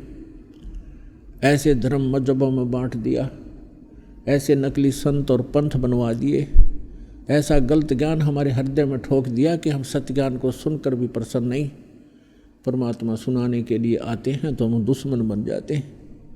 ऐसी स्थिति में उस समर्थ के बगैर हमारे तक इस ज्ञान को कोई पहुंचा नहीं सकता। तो उस समर्थ ने अपनी समर्थता का प्रमाण दिखाया है। उस मालिक ने दया करी, आपको इस कलयुग में शिक्षित किया। ये शिक्षा का दौर पुण्यात्माओं सन 1948-47 के बाद ही भारतवर्ष में हुआ, उससे पहले शिक्षा बिल्कुल नहीं थी। और 1951 में दास को भेज दिया अपनी प्यारी आत्माओं को संदेश देने के लिए। और अभी ये मीडिया और ये जितना भी साइंस की तरक्की जो हमारे लिए आवश्यक है सदग्रंथों को समझने के लिए, ये अभी 2000 के बाद का ये सारी देन है परमात्मा की। मोबाइलों का बनना, ये इलेक्ट्रॉनिक मीडिया जो टीवी चैनल ऐसे बढ़िया बना देने, तो ये परमात्मा ने दया करी आपके ऊपर, ताकि परमात्मा के बच्चे उन्हीं सदग्रंथों से भगवान को जाने जिनको शुरू से ही शिरोधार्य किए हुए थे। अब जिन सदग्रंथों को हम शिरोधार्य मानते थे, वो पवित्र वेद, पवित्र गीता, पवित्र पुराण, पवित्र कुरान, पवित्र बाइबल, पवित्र गुरु ग्रंथ साहिब, और उनमें परमात्मा की महिमा ही वर्णित है। जो उन सदग्रंथों में परमात्मा की महिमा है, और जिस परमात्मा के वो अंदर वो सर्व सदग्रंथ खरे उतरते हैं, तो वो परमात्मा है। अभी तक हमारे जो धर्मगुरु थे वो गलत ज्ञान सुनाते थे, नाम इन्हीं सदग्रंथों का लेते थे, और सदग्रंथों में लिखी के विवरण के विपरीत हमें ज्ञान सुनाया करते थे। और वो लोकवेद इतना गहरा हो गया था कि हमने उनको फाइनल मान लिया था। हम भले ही अपनी गीता वेद पुराण पढ़ते रहते थे, लेकिन हमारा ज्ञान का आधार वही डुप्लीकेट ज्ञान ही था जो पहले हम सुने हुए थे। जिस कारण से अभी तक जितने भी ऋषि महर्षि और विश्व के जितने भी पंथ पनपे हैं, उनके वर्तमान के जितने गुरु हैं, वो सभी भ्रमित हैं कि परमात्मा निराकार है, और सभी सदग्रंथों के अंदर परमात्मा साकार है, नर आकार बताया है। तो वो लोक वेद हमारे हृदय में सब का समाया हुआ था, सदग्रंथों को आधार मानते थे, ज्ञान उसके विपरीत ही हम स्वीकार किए हुए थे। उसको हटाने के लिए इन सदग्रंथों को आपके रूबरू करना अनिवार्य था, और यही कारण है कि आज परमात्मा के बच्चे अपने पिता को पहचान रहे हैं और दौड़ दौड़ कर आ रहे हैं, अपना कल्याण करवा रहे हैं। पुण्यात्माओं, इस स्थान से जिस भी प्राणी को उपदेश प्राप्त हो गया उसके मोक्ष में शंका नहीं। ये तो आप निश्चिंत हो जाना, आपका मोक्ष 101% है। लेकिन इसमें मर्यादा प्रथम है। मर्यादा में रहोगे, भगवान सदा साथ रहेगा। मर्यादा तोड़ दोगे तो सीता जैसा हाल होगा, जिसने जरा सी लापरवाही की थी, लक्ष्मण रेखा लांग दी थी, और उसके बाद उसने सोचा तो ये था जरा सी लगी थी, क्या फ़र्क पड़ता है, अभी चली जाऊंगी, वापस आ जाऊंगी, आटा डाल के साधु के, और साधु वेश में दुष्ट रावण खड़ा था। तो मर्यादा त्याग देने से उसकी कितनी दुर्गति हुई। 12 वर्ष तक रावण की कैद में पड़ी रही, सड़ती रही, लाखों करोड़ों व्यक्ति मारे गए, तब जाकर उसका छुटकारा हुआ। कैसे कितने पाप की भागिन बनी एक जरा सी मर्यादा लांघ देने से। ठीक इसी प्रकार जो हंस भक्त परमात्मा का हंस और इस परमात्मा की दी हुई मर्यादा का उल्लंघन कर देगा, वो सीता की तरफ पछताएगा और बहुत दूर हो जाएगा। अपने आत्मा मानुष शरीर प्राप्त करके हमें क्या करना चाहिए, ये ज्ञान सत्संग से होता है। आइए अब हम उन श्रद्धालुओं के अनुभव जानते हैं जो जगत गुरु तत्वदर्शी संत रामपाल जी महाराज जी से दीक्षा प्राप्त कर चुके हैं तथा उनके द्वारा बताए गए भक्ति मार्ग पर चल रहे हैं। माता जी नमस्कार। सच है भाई साहब। जी क्या नाम है? मेरा नाम कांता रानी है। कहाँ से आए आप? मैं पिंड बगली कलां, तहसील समराड़ा, जिला लुधियाना, पंजाब तो। संत रामपाल जी महाराज से नाम दीक्षा कब लिया आपने? 26 जनवरी 2014 को। संत रामपाल जी महाराज जी की शरण में आने से पहले आप क्या भक्ति साधना करते थे? जो भी परंपराएं हैं हिंदू समाज में सभी हम करते थे और लोगों को भी करवाते थे। हम सरनेम से, हम ब्राह्मण जाति, जो दंत कथा सुनी सुनाई उसके मुताबिक हम ब्राह्मण जाति से बिलोंग करते हैं। वो सभी जो मतलब हिंदू समाज में परंपराएं होती हैं लोगों से भी करवाते थे, आप भी करते थे। आप क्या काम करते हैं? मैं आंगनबाड़ी वर्कर हूँ। हम आपसे ये जानना चाहेंगे कि आप संत रामपाल जी महाराज जी की शरण में कैसे गए? संत रामपाल जी महाराज की शरण में ਸਾਡੇ ਨਾਲ ਸਾਡੇ ਗੁਆਂਢੀਆਂ ਦਾ ਘਰ ਹੈ, ਉਹ ਹੈਗੇ ਨੇ ਸ਼੍ਰੀਮਤੀ ਮਧੂਪ੍ਰਿਆ ਜੀ, ਡੀਓ ਰਿਟਾਇਰ ਨੇ। ਉਹ ਆਪਣੇ ਮਕਾਨ ਦੀ ਚਾਬੀ ਮੈਨੂੰ ਸੰਭਾਲ ਕੇ ਗਏ ਸੀ। ਉਹਨਾਂ ਨੇ ਮੈਨੂੰ ਮਤਲਬ फ़ोन ਤੇ ਦੱਸਿਆ ਕਿ ਸਾਧਨਾ ਚੈਨਲ 'ਤੇ ਪ੍ਰੋਗਰਾਮ ਆਉਂਦਾ, ਸੰਤ ਰਾਮਪਾਲ ਜੀ ਦਾ ਨਾਮ ਨਹੀਂ ਉਹਨਾਂ ਨੇ ਲਿਆ, ਵੀ ਉਹਨਾਂ ਦਾ ਪ੍ਰੋਗਰਾਮ ਆਉਂਦਾ, ਤੁਸੀਂ ਉਹ ਪ੍ਰੋਗਰਾਮ ਦੇਖਿਆ ਕਰੋ। ਮੈਂ ਉਹਨਾਂ ਨੂੰ ਕਿਹਾ ਵੀ ਇਹ ਪ੍ਰੋਗਰਾਮ ਦੇ ਵਿੱਚ ਕੀ ਹੈ। ਉਹ ਕਹਿੰਦੇ ਵੀ ਮੈਨੂੰ ਤਾਂ ਮਤਲਬ ਹੁਣ ਪਤਾ ਲੱਗਿਆ ਵੀ ਆ ਬ੍ਰਹਮਾ ਵਿਸ਼ਨੂੰ ਮਹੇਸ਼ ਕ੍ਰਿਸ਼ਨ ਭਗਵਾਨ ਰਾਮਚੰਦਰ ਵੀ ਇਹ ਤਾਂ ਰੱਬ ਹੈ ਨਹੀਂ। ਜਦ ਉਹਨਾਂ ਨੇ ਇਸ ਤਰ੍ਹਾਂ ਕਿਹਾ ਮੈਨੂੰ ਇੱਕਦਮ ਮੈਨੂੰ ਗੁੱਸਾ ਲੱਗਿਆ, ਮੈਨੂੰ ਦਿਲ ਨੂੰ ਧੱਕਾ ਲੱਗਿਆ ਵੀ ਉਹ ਇਹ ਗੱਲ ਕਿਉਂ ਕਹਿ ਰਹੇ ਨੇ। ਵੀ ਸਾਡੇ ਜਿਹੜੇ ਬਜ਼ੁਰਗ ਸੀ, ਸਿਆਣੇ ਸੀ ਸਾਡੇ, ਵੀ ਅੱਜ ਤੱਕ ਉਹਨਾਂ ਨੂੰ ਮੰਨਦੇ ਆ ਗਏ ਵੀ ਇਹਨਾਂ ਨੇ ਨਵਾਂ ਗਿਆਨ ਕਿੱਥੋਂ ਸਿੱਖ ਲਿਆ ਵੀ ਇਹ ਬ੍ਰਹਮਾ ਵਿਸ਼ਨੂੰ ਮਹੇਸ਼ ਇਹ ਤਾਂ ਪ੍ਰਮਾਤਮਾ ਹੈ ਹੀ ਨਹੀਂ। ਮੈਂ ਉਹਨਾਂ ਨੂੰ ਕਿਹਾ, ਮੈਂ ਕਿਹਾ ਵੀ ਤੁਸੀਂ ਆਪਣਾ ਗਿਆਨ ਆਪਣੇ ਕੋਲ ਰੱਖੋ, ਤੁਸੀਂ ਮੈਨੂੰ ਇਹ ਗੱਲ ਨਾ ਕਹੋ। ਉਹ ਕਹਿੰਦੇ ਵੀ ਮੈਂ ਤਾਂ ਉਹਨਾਂ ਤੋਂ ਦੀਕਸ਼ਾ ਲੈ ਲਈ। ਮੈਂ ਕਿਹਾ ਵੀ ਤੁਸੀਂ ਦੀਕਸ਼ਾ ਲੈ ਲਈ ਹੋਣੀ ਆ, ਵੀ ਮੇਰੇ ਸੰਤ ਤਾਂ ਸਿੱਧਸਰ ਸਿਓੜੇ ਵਾਲੇ ਸੰਤ ਬਲਵੰਤ ਸਿੰਘ ਸਿੱਧਸਰ ਸਿਓੜੇ ਵਾਲੇ ਨੇ, ਵੀ ਮੈਨੂੰ ਤੁਸੀਂ ਅੱਜ ਗੱਲ ਕਹਿਤੀ, ਮੈਨੂੰ ਤੁਸੀਂ ਗੁੰਮਰਾਹ ਨਾ ਕਰੋ, ਮੇਰੇ ਤਾਂ ਗੁਰੂ ਹੈਗੇ ਨੇ। ਉਸਕੇ ਬਾਅਦ ਮੈਂ 4-5 ਮਹੀਨੇ ਮਤਲਬ ਉਹ ਪ੍ਰੋਗਰਾਮ ਨੂੰ ਦੇਖਿਆ ਨਹੀਂ। ਉਸ ਤੋਂ ਬਾਅਦ ਇੱਕ ਦਿਨ ਝੰਚੇ 'ਤੇ ਚੈਨਲ ਲੱਗ ਗਿਆ। ਮੈਂ ਕਿਹਾ ਵੀ ਕਿਤੇ ਇਹੀ ਤਾਂ ਨਹੀਂ ਉਹ ਕਹਿੰਦੇ ਸੰਤ ਰਾਮਪਾਲ ਜੀ ਮਹਾਰਾਜ ਜੀ ਕਹਿੰਦੇ। ਜਦ ਮੈਂ ਦੇਖਿਆ ਉਹਨਾਂ ਨੇ ਮੈਨੂੰ ਉਹੀ ਮਤਲਬ ਮੈਂ ਦੇਖਿਆ ਅਤੇ ਸੰਤ ਰਾਮਪਾਲ ਜੀ ਮਹਾਰਾਜ ਜੀ ਦਾ ਮੈਂ ਪ੍ਰੋਗਰਾਮ ਸੁਣਿਆ। 1 ਦਿਨ ਸੁਣਿਆ, 2 ਦਿਨ ਸੁਣਿਆ, ਮੈਂ ਲਗਾਤਾਰ 10 ਦਿਨ ਸੁਣਿਆ। ਮੇਰੇ ਸਾਡੇ ਤੱਕ ਪਾਠ ਖੋਲ੍ਹਤੇ, ਮੈਂ ਸਾਰੇ ਪਰਿਵਾਰ ਨੂੰ ਵੀ ਸੁਣਨ ਲਾਤਾ ਵੀ ਤੁਸੀਂ ਵੀ ਇਹ ਪ੍ਰੋਗਰਾਮ ਦੇਖੋ। ਅਤੇ ਅਸੀਂ ਦੇਖਦੇ ਗਏ ਸਾਨੂੰ ਉਹ ਦਿਨ ਆਉਣ ਦੇ ਵਿੱਚ ਆਵੇ ਵੀ ਅਸੀਂ ਕਿਹੜੀ ਘੜੀ ਜਾ ਕੇ ਆਸ਼ਰਮ 'ਚੋਂ ਜਾ ਕੇ ਗੁਰੂ ਜੀ ਦੇ ਦਰਸ਼ਨ ਕਰੀਏ, ਨਾਮ ਲੈ ਲਈਏ। ਉਸ ਤੋਂ ਬਾਅਦ ਮਤਲਬ ਮੇਰੀ ਕਦੇ ਵੋਟਾਂ 'ਚ ਡਿਊਟੀ ਆ ਜਾਵੇ, ਕਦੇ ਮੈਂ ਪਲਸ ਪੋਲੀਓ 'ਚ ਮੇਰੀ ਡਿਊਟੀ ਆ ਜਾਵੇ, ਕਦੇ ਮਰਦਮਸ਼ੁਮਾਰੀ 'ਚ ਆ ਜਾਵੇ, ਮੈਨੂੰ ਉਹ ਦਿਨ ਆਉਣ 'ਚ ਨਾ ਆਵੇ। ਅਤੇ ਪਹਿਲਾਂ ਮੇਰਾ ਬੇਟਾ 20 ਜਨਵਰੀ ਨੂੰ ਜਾ ਕੇ ਮਤਲਬ ਨਾਮ ਲੈ ਆਇਆ, ਅਤੇ 26 ਜਨਵਰੀ 2014 ਨੂੰ ਮੈਂ ਅਤੇ ਮੇਰੇ ਹਸਬੈਂਡ, ਜਿਨ੍ਹਾਂ ਦੇ ਮਤਲਬ ਕਿ ਬ੍ਰੇਨ ਹੈਮਰਜ ਹੋਇਆ ਸੀ ਉਹਨਾਂ ਦੇ ਨਾਲ ਮਤਲਬ ਉਹਨਾਂ ਦਾ ਇੱਕ ਪਾਸਾ ਖੜ ਗਿਆ ਸੀ। ਅਸੀਂ ਇੰਨੀ ਬੁਰੀ ਹਾਲਤ ਵਿੱਚ ਉਹਨਾਂ ਨੂੰ ਲੈ ਕੇ ਬਹੁਤ ਮੁਸ਼ਕਿਲ ਨਾਲ ਪਹੁੰਚੇ ਸੀ। ਪਹਿਲਾਂ ਮੇਰਾ ਭਰਾ, ਉਹਨਾਂ ਨੂੰ ਲੈ ਕੇ ਜਾਣ ਵਾਲਾ ਕੋਈ ਵੀ ਨਹੀਂ ਸੀ, ਮੇਰੇ ਬੇਟੇ ਨੂੰ ਕਿਤੇ ਕੰਮ ਸੀਗਾ, ਅਤੇ ਅਚਨਚੇਤ ਮੇਰਾ ਭਰਾ ਅਪ੍ਰੈਲ ਦੇ ਵਿੱਚੋਂ ਆਉਣਾ ਸੀ, ਅਤੇ ਉਹ ਮਤਲਬ ਕਿ ਜਨਵਰੀ ਦੇ ਵਿੱਚ ਗੁਜਰਾਤ ਦੇ ਵਿੱਚੋਂ ਆ ਗਿਆ।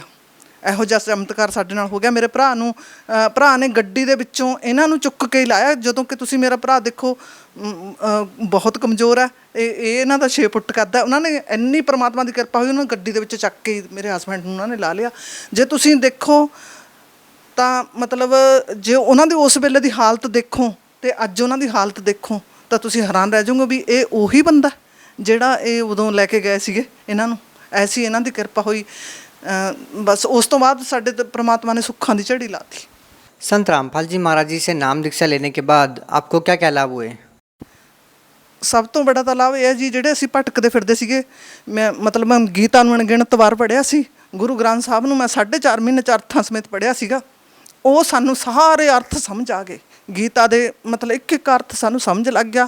ਸਾਨੂੰ ਸੰਤ ਰਾਮਪਾਲ ਜੀ ਮਹਾਰਾਜ ਨੇ ਮਤਲਬ ਜੋ ਸ਼ਰ ਪੁਰਸ਼, ਅਕਸ਼ਰ ਪੁਰਸ਼, ਪਰਮ ਅਕਸ਼ਰ ਪੁਰਸ਼, ਸਾਨੂੰ ਬਿਲਕੁਲ ਇਹਨਾਂ ਬਾਰੇ ਗਿਆਨ ਨਹੀਂ ਸੀ। ਉਹ ਸਾਰਾ ਸਮਝ ਆ ਗਿਆ ਵੀ ਕਿਸ ਪਰਮਾਤਮਾ ਦੀ ਸ਼ਰਨ 'ਚ ਜਾਣਾ ਚਾਹੀਦਾ, ਪਰਮਾਤਮਾ ਨੂੰ ਪਾਉਣ ਦਾ ਮੰਤਰ ਕਿਹੜਾ, ਉਹ ਸਾਨੂੰ ਸਾਰਾ ਪਤਾ ਲੱਗਿਆ। ਮਤਲਬ ਸਾਨੂੰ ਸਾਰਾ ਸਮਝ ਆ ਗਿਆ ਜਿਹੜਾ ਗੁਰੂ ਗ੍ਰੰਥ ਸਾਹਿਬ ਦੇ ਵਿੱਚ ਲਿਖਿਆ ਸੀਗਾ, ਇੱਕ ਓਂਕਾਰ ਸਤਿਗੁਰ ਪ੍ਰਸਾਦ ਜੀ, ਜਿਹਦੇ ਵਿੱਚ ਮੈਂ ਉਹਨਾਂ ਦਾ ਅਰਥਾਂ ਦਾ ਇਹ ਮਤਲਬ ਕੱਢਦੀ ਸੀ। ਮੈਂ ਉਹਦੇ ਵਿੱਚ ਅਰਥਾਂ ਸਮੇਤ ਮੈਂ ਪੜ੍ਹਿਆ ਸੀ ਗੁਰੂ ਗ੍ਰੰਥ ਸਾਹਿਬ ਨੂੰ। ਉਹਦੇ ਵਿੱਚ ਲਿਖਿਆ ਸੀ ਇੱਕ ਓਂਕਾਰ ਸਤਿਗੁਰ ਪ੍ਰਸਾਦ, ਜਗ੍ਹਾ ਜਗ੍ਹਾ 'ਤੇ ਆਉਂਦਾ ਕਿ ਪਰਮਾਤਮਾ ਇੱਕ ਹੈ। ਉਹ ਕਿਹਦੇ ਦੁਆਰਾ ਪ੍ਰਾਪਤ ਹੁੰਦਾ? ਗੁਰੂ ਦੁਆਰਾ ਪ੍ਰਾਪਤ ਹੁੰਦਾ। ਉਹ ਮੈਂ ਪੜ੍ਹਿਆ। ਪਰ ਸੰਤ ਰਾਮਪਾਲ ਜੀ ਮਹਾਰਾਜ ਜੀ ਦੀ ਸ਼ਰਨ 'ਚ ਆਉਣ ਤੋਂ ਬਾਅਦ ਮੈਨੂੰ ਪਤਾ ਲੱਗਿਆ ਵੀ ਉਹ 3 ਮੰਤਰ ਦੇ ਕੋਡ ਵਰਡ ਸੀਗੇ। ਓਮ ਤਤ ਸਤ, ਜੋ ਗੀਤਾ ਦੇ ਵਿੱਚ ਲਿਖਿਆ ਹੋਇਆ ਓਮ ਤਤ ਸਤ, ਇੱਕ ਓਂਕਾਰ, ਸਤਨਾਮ ਕਰਤਾ ਪੁਰਖ, ਉਹ ਤਿੰਨੋਂ ਮੰਤਰ ਦੇ ਕੋਡ ਵਰਡ ਗੁਰੂ ਗ੍ਰੰਥ ਸਾਹਿਬ ਦੇ ਵਿੱਚ ਸੀ। ਉਹ ਮੈਨੂੰ ਸੰਤ ਰਾਮਪਾਲ ਜੀ ਮਹਾਰਾਜ ਜੀ ਦੀ ਸ਼ਰਨ, ਤਤਵਦਰਸ਼ੀ ਸੰਤ ਰਾਮਪਾਲ ਜੀ ਮਹਾਰਾਜ ਜੀ ਦੀ ਸ਼ਰਨ ਵਿੱਚ ਆਉਣ ਤੋਂ ਬਾਅਦ ਪਤਾ ਲੱਗਿਆ। संत रामपाल जी महाराज जी के शरण में जो भी उनके अनुयायी जाते हैं, खासकर जो पुरुष भक्त होते हैं वो जाते हैं, जो पहले बहुत नशा करते थे, जब भी संत रामपाल जी महाराज का नाम लेते हैं उनका नशा दूर हो जाता है। आपके साथ क्या अनुभव रहा जब आपके घर वाले संत रामपाल जी महाराज से नाम दीक्षा लेने के लिए गए? हाँ जी, मैं बचपन तो ही मतलब बीड़ी तो बहुत नफरत करती सी। मेरे पिता जी बीड़ी पींदे सी। साडा आपस 'ਚ बहुत खिच्चा ताणी रहंदी सी। मैं उन्हां नूं गुस्से हुंदी सी भी तुसीं बीड़ी ना पिया करो। मैं उन्हां दे भांडे भी अलग कढ़ते सीगे भी तुसीं बीड़ी ना पिया करो। मैनूं मजाक करदे हुंदे सी, कहंदे भी जे तेरे घर वाला बीड़ी पींदा होया फिर तू की करेंगी। ਉਹੀ ਗੱਲ ਹੋਈ, ਮੇਰੇ ਘਰ ਵਾਲਾ ਬੀੜੀ ਪੀਂਦਾ ਸੀ। ਸਾਡੀ ਬਹੁਤ ਆਪਸ 'ਚ ਖਿੱਚਾ ਤਾਣੀ ਰਹਿੰਦੀ ਸੀ। ਮੈਂ ਬਹੁਤ ਰੋਕਦੀ ਸੀ ਵੀ ਤੁਸੀਂ ਬੀੜੀ ਨਾ ਪੀਆ ਕਰੋ, ਪਰ ਇਹ ਬੀੜੀ ਪੀਣ ਤੋਂ ਹਟਦੇ ਨਹੀਂ ਸੀ। ਕਾਫੀ ਦੇਰ ਮੇਰੇ ਕਲੇਸ਼ ਕਰਨ ਤੋਂ ਬਾਅਦ ਵੀ ਕੁਛ ਦਿਨ ਬੀੜੀ ਛੱਡ ਕੇ ਫੇਰ ਪੀਣ ਲੱਗ ਜਾਂਦੇ ਸੀਗੇ। ਪਰ ਸੰਤ ਰਾਮਪਾਲ ਜੀ ਮਹਾਰਾਜ ਜੀ ਦੇ ਗਿਆਨ ਸੁਣਨ ਤੋਂ ਬਾਅਦ ਮਤਲਬ ਉਹ ਖੁਦ ਅੱਜ ਰੋਂਦੇ ਨੇ, ਉਹਨਾਂ ਦੇ ਅੱਖਾਂ 'ਚੋਂ ਹੰਝੂ ਆ ਜਾਂਦੇ ਨੇ। ਉਹ ਕਹਿੰਦੇ ਵੀ ਜੇ ਇਹ ਗਿਆਨ ਮੈਨੂੰ ਪਹਿਲਾਂ ਮਿਲ ਜਾਂਦਾ, ਪਰ ਮੈਨੂੰ ਇਸ ਢੰਗ ਨਾਲ ਕਿਸੇ ਨੇ ਨਹੀਂ ਸਮਝਾਇਆ ਵੀ ਜਿਸ ਤਰ੍ਹਾਂ ਗੁਰੂ ਸੰਤ ਰਾਮਪਾਲ ਜੀ ਮਹਾਰਾਜ ਦੱਸਦੇ ਨੇ ਵੀ ਤੁਹਾਡੇ ਅੰਦਰ ਚੈਨਲ ਲੱਗੇ ਹੋਏ ਨੇ, ਜੇਕਰ ਤੁਸੀਂ ਇਹੋ ਜਿਹਾ ਨਸ਼ਾ ਕਰੋਗੇ ਤਾਂ ਮਤਲਬ ਉਹ ਜਿਹੜੇ ਦੇਵੀ ਦੇਵਤਾ ਤੁਹਾਨੂੰ ਕੋਈ ਲਾਭ ਨਹੀਂ ਦੇਣਗੇ, ਮਤਲਬ ਤੁਹਾਡੇ ਨੁਕਸਾਨ ਹੀ ਹੋਣਗੇ। ਵੀ ਜੇ ਇਸ ਤਰ੍ਹਾਂ ਮੈਨੂੰ ਕੋਈ ਸਮਝਾਉਂਦਾ ਤਾਂ ਮੈਂ ਬੀੜੀ ਨੂੰ ਬਿਲਕੁਲ ਵੀ ਟੱਚ ਨਾ ਕਰਦਾ। माता जी, आपने संत रामपाल जी महाराज जी को ही क्यों गुरु बनाया? ਸੰਤ ਰਾਮਪਾਲ ਜੀ ਮਹਾਰਾਜ ਜੀ ਕੋ ਗੁਰੂ ਇਸ ਲਈ ਬਣਾਇਆ ਕਿ ਉਹ ਜਿਹੜੀ ਵੀ ਭਗਤੀ ਬਤਾ ਰਹੇ ਨੇ ਉਹ ਸਾਰੀ ਸ਼ਾਸਤਰਾਂ ਦੇ ਵਿੱਚ ਲਿਖੀ ਹੋਈ ਆ। ਸ਼ਾਸਤਰਾਂ ਦੇ ਅਨੁਕੂਲ ਭਗਤੀ ਦੱਸ ਰਹੇ ਨੇ। ਅਤੇ ਮਤਲਬ ਜਿਹੜੀ ਅਸੀਂ ਸਾਰੀ ਕੁੱਲ ਦੁਨੀਆ ਭਗਤੀ ਕਰ ਰਹੀ ਹੈ, ਹਿੰਦੂ, ਮੁਸਲਿਮ, ਸਿੱਖ, ਈਸਾਈ, ਸਾਰੇ ਜਿਹੜੀ ਭਗਤੀ ਕਰਦੇ ਨੇ ਸਾਰੀ ਸ਼ਾਸਤਰਾਂ ਦੇ ਵਿਰੁੱਧ ਕਰ ਰਹੇ ਨੇ। ਜਿਹੜੀ ਗੁਰੂ ਜੀ ਭਗਤੀ ਦੱਸਦੇ ਨੇ ਸਾਰੀ ਸ਼ਾਸਤਰਾਂ ਦੇ ਅਨੁਸਾਰ ਹੈ, ਸਾਰੀ ਸ਼ਾਸਤਰਾਂ ਦੇ ਵਿੱਚ ਪ੍ਰਮਾਣਿਤ ਹੈ ਜੀ। संत रामपाल जी महाराज जी ने विश्व के जितने भी धर्मगुरु हैं उनकी भक्ति पद्धति पर एक प्रश्न चिन्ह खड़ा कर दिया है। उनका कहना है कि जितने भी अन्य धर्मगुरु हैं वो अपने शिष्यों को, अपने श्रद्धालुओं को शास्त्र विरुद्ध भक्ति साधना प्रदान कर रहे हैं। भगत समाज इस बात का निर्णय कैसे करे कि संत रामपाल जी महाराज जी सही बता रहे हैं या जो अन्य धर्मगुरु हैं वो सही बता रहे हैं? ਦੇਖੋ ਜੀ, ਬਿਨਾਂ ਸੋਚੇ ਸਮਝੇ, ਬਿਨਾਂ ਕਿਸੇ ਨੂੰ ਦੇਖੇ ਪਰਖੇ, ਉਹਦੀ ਗਹਿਰਾਈ ਤੱਕ ਜਾਏ ਤੋਂ ਬਿਨਾਂ ਕੋਈ ਕਹਿ ਦੇਵੇ ਵੀ ਮਤਲਬ ਇਹ ਗਲਤ ਹੈ, ਇਹ ਸਹੀ ਹੈ, ਉਹਨੂੰ ਸਹੀ ਕਹਿਣਾ ਵੀ ਗਲਤ ਗੱਲ ਹੈ। ਗਲਤ ਕਹਿਣਾ ਵੀ ਗਲਤ ਗੱਲ ਹੈ। ਪਹਿਲਾਂ ਮਤਲਬ ਪੂਰੀ ਗਹਿਰਾਈ ਤੱਕ ਜਾਓ। ਸੰਤ ਰਾਮਪਾਲ ਜੀ ਮਹਾਰਾਜ ਜੀ ਦਾ ਪ੍ਰੋਗਰਾਮ 7:40 ਤੋਂ 8:40 ਤੱਕ ਸਾਧਨਾ ਚੈਨਲ 'ਤੇ ਰੋਜ਼ਾਨਾ ਆਉਂਦਾ। ਮੇਰੀ ਸਾਰੇ ਭਗਤ ਸਮਾਜ ਨੂੰ ਹੱਥ ਬੰਨ੍ਹ ਕੇ ਬੇਨਤੀ ਹੈ ਵੀ ਤੁਸੀਂ ਉਸ ਪ੍ਰੋਗਰਾਮ ਨੂੰ ਇੱਕ ਦਿਨ ਨਹੀਂ, 2 ਦਿਨ ਨਹੀਂ, 3 ਦਿਨ ਨਹੀਂ, 10 ਦਿਨ ਵੀ ਨਹੀਂ, ਤੁਸੀਂ ਉਸ ਪ੍ਰੋਗਰਾਮ ਨੂੰ ਲਗਾਤਾਰ 4 ਮਹੀਨੇ ਦੇਖੋ ਬਿਨਾਂ ਨਾਗਾ ਪਾਏ। ਤੁਹਾਨੂੰ ਆਪਣੇ ਆਪ ਪਤਾ ਲੱਗ ਜਾਊਗਾ ਵੀ ਕੀ ਗਲਤ ਹੈ ਕੀ ਸਹੀ है। बहन जी, संत रामपाल जी महाराज जी ने विश्व के सभी धर्मगुरुओं को आध्यात्मिक ज्ञान चर्चा के लिए आमंत्रित किया था। क्या रहा उन ज्ञान चर्चाओं के बाद? आप किस निर्णय पे पहुंचे? हाँ जी, देखो जी, जो संत ਢੋਲ ਦੇ ਡੰਕੇ ਤੇ ਟੀਵੀ ਦੇ ਮਾਧਿਅਮ ਤੋਂ, ਸੀਡੀ ਦੇ ਮਾਧਿਅਮ ਤੋਂ, ਕਿਤਾਬਾਂ ਦੇ ਮਾਧਿਅਮ ਤੋਂ ਮਤਲਬ ਪੂਰੇ ਜ਼ੋਰ ਸ਼ੋਰ ਨਾਲ ਮਤਲਬ ਇਹ ਪ੍ਰਚਾਰ ਕਰ ਰਹੇ ਨੇ ਵੀ ਜਿੰਨੇ ਵੀ ਹਿੰਦੂ, ਮੁਸਲਿਮ, ਸਿੱਖ, ਈਸਾਈ ਨੇ ਸਾਰੇ ਸ਼ਾਸਤਰਾਂ ਦੇ ਵਿਰੁੱਧ ਭਗਤੀ ਕਰ ਰਹੇ ਨੇ। ਨਾ ਕੋਈ ਦੁਨੀਆ ਭਰ ਦੇ ਵਿੱਚ ਕੋਈ ਵੀ ਸੰਤ ਨਹੀਂ ਠੀਕ ਹੈਗਾ। ਉਹ ਸ਼ਰੇਆਮ ਕਹਿ ਰਹੇ ਨੇ ਜੇ ਦਾਸ ਹੈ, ਸ਼ਰੇਆਮ ਕਹਿ ਰਹੇ ਨੇ ਜੇ ਦਾਸ ਹੈ। ਮੈਂ ਸਾਰੇ ਭਗਤ ਸਮਾਜ ਨੂੰ ਇਹੀ ਕਹਿਣਾ ਚਾਹੁੰਦੀ ਹਾਂ, ਜੋ ਪ੍ਰਮਾਤਮਾ ਨੂੰ ਪਾਉਣਾ ਚਾਹੁੰਦੇ ਨੇ, ਇਹੀ ਕਹਿਣਾ ਚਾਹੁੰਦੀ ਹਾਂ ਵੀ ਉਹ ਮਤਲਬ ਇਹ ਚੀਜ਼ ਦੇਖਣੀ ਚਾਹੀਦੀ ਹੈ ਉਹਨਾਂ ਨੂੰ ਵੀ ਇਹ ਕਿਉਂ ਕਹਿ ਰਹੇ ਨੇ, ਵੀ ਫਿਰ ਕੀ ਠੀਕ ਹੈ, ਵੀ ਨਾ ਹਿੰਦੂ ਠੀਕ ਹੈ, ਨਾ ਮੁਸਲਿਮ ਠੀਕ ਹੈ, ਨਾ ਈਸਾਈ ਠੀਕ ਜਾ ਰਹੇ ਨੇ, ਨਾ ਕੋਈ ਸੰਤ ਠੀਕ ਹੈ, ਫਿਰ ਕੀ ਠੀਕ ਹੈ। ਇਹ ਸੰਤ ਰਾਮਪਾਲ ਜੀ ਮਹਾਰਾਜ ਜੀ ਦਾ ਪ੍ਰੋਗਰਾਮ ਦੇਖਣ ਤੋਂ ਬਾਅਦ ਉਹਨਾਂ ਨੂੰ ਆਪਣੇ ਆਪ ਨਿਰਣੇ ਹੋ ਜਾਊਗਾ। ਮੇਰਾ ਇਹ ਮੇਰੀ ਗੁਜ਼ਾਰਿਸ਼ ਹੈ ਕਿ 85% ਮੈਨੂੰ ਆਸ ਹੈ ਕਿ ਜਦ ਸੰਤ ਰਾਮਪਾਲ ਜੀ ਮਹਾਰਾਜ ਜੀ ਦਾ ਗਿਆਨ ਸੁਣਨਗੇ, ਉਹਨਾਂ ਦੀ ਗਹਿਰਾਈ ਤੱਕ ਜਾਣਗੇ, ਉਹਨਾਂ ਦੀਆਂ ਬੁੱਕਾਂ ਪੜ੍ਹਨਗੇ, ਉਹਨਾਂ ਨੂੰ ਆਪਣੇ ਆਪ ਨਿਰਣੇ ਹੋ ਜਾਊਗਾ। 85% ਸਮਾਜ ਬਿਨਾਂ ਮਤਲਬ देर कहे जल्दी तो जल्दी इधर आ जाऊगा। संत रामपाल जी महाराज से नाम दीक्षा लेने के बाद आपको क्या लाभ मिला? ਸਾਡੇ ਜੀ ਸਭ ਤੋਂ ਬੜਾ ਲਾਭ ਤਾਂ ਇਹ ਹੈ ਵੀ ਮਤਲਬ ਸਾਨੂੰ ਸਤ ਭਗਤੀ ਮਿਲੀ, ਜਿਹੜਾ ਕਿ ਅਸੀਂ ਮੰਦਰਾਂ, ਗੁਰਦੁਆਰਿਆਂ ਦੇ ਵਿੱਚ, ਤੀਰਥ ਸਥਾਨਾਂ 'ਤੇ ਬੜਿਆਂ ਵਡੇਰਿਆਂ 'ਤੇ ਸਤੀਆਂ 'ਤੇ ਲੱਭਦੇ ਫਿਰਦੇ ਸੀਗੇ, ਉਹ ਸਾਨੂੰ ਮਿਲਿਆ। ਜਿਹੜਾ ਅਸੀਂ ਆਪ ਵੀ ਗੁੰਮਰਾਹ ਸੀਗੇ, ਸਰਾਧ ਕੱਢਦੇ ਸੀਗੇ, ਹਿੰਦੂ ਪਰੰਪਰਾ ਮੁਤਾਬਕ ਅਸੀਂ ਪੰਡਤ ਕਹਾਉਂਦੇ ਸੀ, ਦੰਤ ਕਥਾ ਦੇ ਮੁਤਾਬਕ ਸਰਨੇਮ ਸਾਨੂੰ ਲੱਗੇ ਹੋਏ ਨੇ ਜਿਹੜੇ, ਉਹਦੇ ਮੁਤਾਬਕ ਅਸੀਂ ਲੋਕਾਂ ਨੂੰ ਵੀ ਗੁੰਮਰਾਹ ਕਰ ਰਹੇ ਸੀਗੇ। ਉਹ ਅਸੀਂ ਬਿਲਕੁਲ ਮਤਲਬ ਉਸ ਜਿਹੜੀ ਭਟਕਣਬਾਜ਼ੀ ਆ ਬਿਲਕੁਲ ਬੰਦ ਹੋ ਗਈ। ਜਿਹੜਾ ਸਭ ਤੋਂ ਵੱਡਾ ਲਾਭ ਹੈ ਉਹ ਇਹ ਲਾਭ ਹੋਇਆ ਕਿ ਸਾਨੂੰ ਸਤ ਭਗਤੀ, ਸਤ ਮਾਰਗ ਸਾਨੂੰ ਮਿਲ ਗਿਆ। ਜਿਹੜੇ ਅਸੀਂ ਬਹੁਤ ਬਹੁਗੁਣਿਆਂ ਦੇ ਵਿੱਚ ਸੀ, ਛਛੋ ਪੰਜਾਂ 'ਚ ਪਏ ਹੋਏ ਸੀ, ਉਹ ਬਿਲਕੁਲ ਐਨ ਨਿਰੋਲ ਹੋ ਗਏ। ਸਭ ਤੋਂ ਬੜੀ ਇਹ ਭਗਤੀ ਇਹ ਹੈ ਕਿ ਇਹਦੇ ਵਿੱਚ, ਇਸ ਭਗਤੀ ਦੇ ਵਿੱਚ ਕਿਸੇ ਤੱਕ ਕੋਈ ਮਤਲਬ ਨਹੀਂ ਰਹਿੰਦਾ, ਕਿਸੇ ਤੱਕ ਕੋਈ ਮਤਲਬ ਨਹੀਂ। ਕੋਈ ਆਉਂਦਾ ਆਵੇ, ਜਾਂਦਾ ਜਾਵੇ, ਨਹੀਂ ਆਉਂਦਾ ਨਾ ਆਵੇ, ਕੋਈ ਰਿਸ਼ਤੇਦਾਰ ਰੁੱਸਿਆ ਰਹੇ, ਕੋਈ ਸਾਨੂੰ ਕਿਸੇ ਤੱਕ ਕੋਈ ਮਤਲਬ ਨਹੀਂ ਰਹਿ ਗਿਆ। ਸੰਤ ਰਾਮਪਾਲ ਜੀ ਮਹਾਰਾਜ ਜੀ ਨੇ ਸਾਨੂੰ ਇਹੋ ਜਿਹੀ ਸਿੱਖਿਆ ਦੇਤੀ ਵੀ ਇਹਨਾਂ ਸਾਰੇ ਝੰਜਟਾਂ ਨੂੰ ਛੱਡੋ। आपने कहा कि आपको सबसे बड़ा लाभ आध्यात्मिक लाभ हुआ। संत रामपाल जी महाराज जी ने सभी धर्मगुरुओं के बारे में ये बताया कि उनकी पूजा की पद्धति सही नहीं है। आखिर जो संत रामपाल जी महाराज जी की भक्ति है उसका क्या आधार है? गीता, श्रीमद् भगवत गीता, गुरु ग्रंथ, पवित्र गुरु ग्रंथ साहिब, बाइबल, कुरान शरीफ, चारों वेद। वेदों में से, गुरु ग्रंथ साहिब में से, कुरान शरीफ में से, बाइबल में से अपना ज्ञान आधार रख के समाज को भक्ति विधि बता रहे हैं। तो आखिर संत रामपाल जी महाराज जी किस धर्म को श्रेष्ठ मानते हैं? वो समाज को किस धर्म की ओर ले जाने के लिए अग्रसर कर रहे हैं? ਉਹ ਕਹਿੰਦੇ ਵੀ ਹਿੰਦੂ, ਮੁਸਲਿਮ, ਸਿੱਖ, ਈਸਾਈ ਵੀ ਇਹ ਕਾਲ ਨੇ ਸਾਰਿਆਂ ਸਾਨੂੰ ਭਰਮਿਤ ਕੀਤਾ ਹੋਇਆ। ਨਾ ਕੋਈ ਹਿੰਦੂ ਹੈ, ਨਾ ਮੁਸਲਮਾਨ, ਨਾ ਸਿੱਖ, ਈਸਾਈ ਹੈ। ਉਹ ਕਹਿੰਦੇ ਜੀਵ ਹਮਾਰੀ ਜਾਤੀ ਹੈ, ਮਾਨਵ धर्म हमारा, हिंदू मुस्लिम सिख दाई धर्म नहीं कोई न्यारा, हिंदू मुस्लिम सिख ईसाई धर्म नहीं कोई न्यारा। जी बहुत बहुत धन्यवाद।